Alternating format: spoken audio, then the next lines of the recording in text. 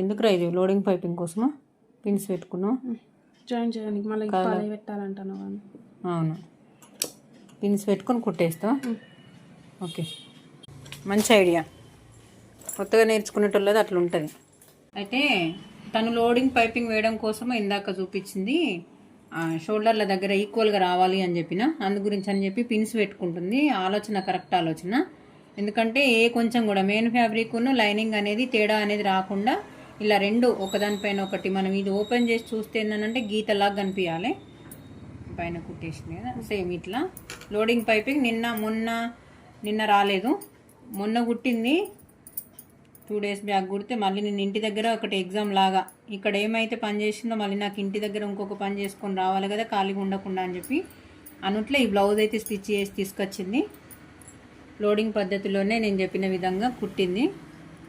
చూడండి, నా దగ్గర స్టిచ్చింగ్ నేర్చుకునే అమ్మాయి ఎలా కుట్టిందో కామెంట్ బాక్స్లో కామెంట్ చేయండి. పర్ఫెక్టే నచ్చింది. కొంచెం ఆమ్ రౌండ్ దగ్గర కొంచెం తేడా అయితే ఒకటి, కొంచెం ఇది ఒకటి డిఫరెంట్. మిగతాదైతే సైడ్ స్టిచ్చెస్ కూడా స్ట్రైట్గా వచ్చినాయి.